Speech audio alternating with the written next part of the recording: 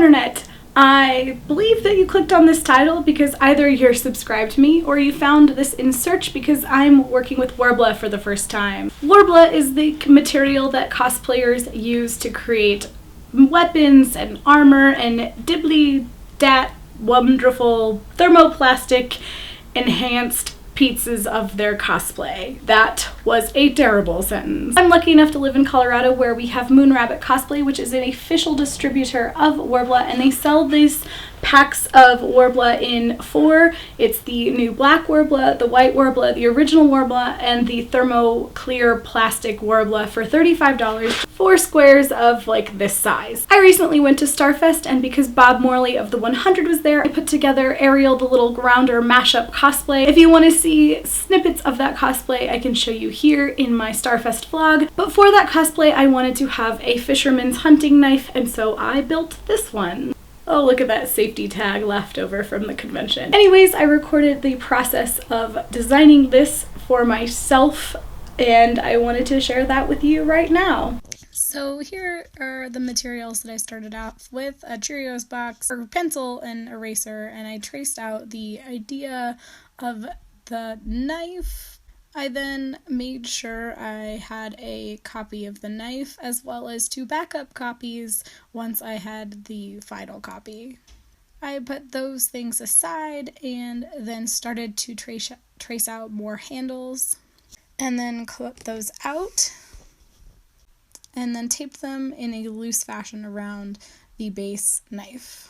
I then started to cut a small layer around the first original size and took my foam and traced that onto the foam and cut that out. I took the glue and just adhered it to the base and held it while it started to dry. Kona was a pretty solid partner in crime for this one. This is kind of the idea of how much shorter to start cutting your layers, and you'll just cut and trace and cut and trace all these different layers and stack them onto the knife base. You just repeat this process of gluing these layers to the base and letting the glue dry. And again, I am using alternating colors so that I could tell what size and the decrease in size of the knife until it gets pretty skinny and I start to create a more rounded handle in the end. Finally, I alternate to cardboard again and kind of give it a base so that way when I start gluing things, there is something to adhere to. This is what it looked like, and I let it dry overnight. Then I traced the knife base onto Worbla, as well as created some Worbla for the base, which then I primed with gesso. You can see what was primed there.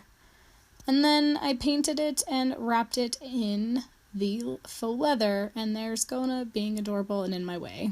As Ariel is a Disney princess, and there's also some really tricky costume rules for weapons and cosplay, I wanted this to be pretty easily determined to be fake. This is a cosplay weapon, this is a costume weapon. I didn't really want to have anybody mistake that it's a real thing. The other Worbla material I used was the clear Worbla that I used to make this surf dagger from the Shadowhunters universe, and I mounted it onto a flashlight with a blue hue to it so that it looks crystallized and looks more like the weapon from the show and books, and the seam in it actually kind of adds to the 3D of it. I didn't film this one because I had a lot more heat gun usage with not just melting the original materials together. This was actually fusing it to itself. This was such an experiment. At first I thought I would use kitchen prongs to try to melt the Worbla around, and it just was really difficult. So what I did after the first fail is I took the knife sharpener out of our butcher's block and laid it down on cardboard and put a sheet over it and melted that as my basic form. Once it cooled, I kind of cut a seam allowance around it. I started at the base with the flashlight head and made sure that the very first part that I fused together was the base, and then I would just very carefully pinch and rub and pinch and rub and stretch and pinch and rub and stretch until I got the entire seam. The hardest part was kind of doing this tip. It looks really cheesy at the very top, very fake, but the nice thing about it is that it distributes the light very well and kind of gives an end to the tip on camera. So while it looks really weird not lit, I really like the effect it gave lit up. Something else I did to kind of take it from a full transparent to something that is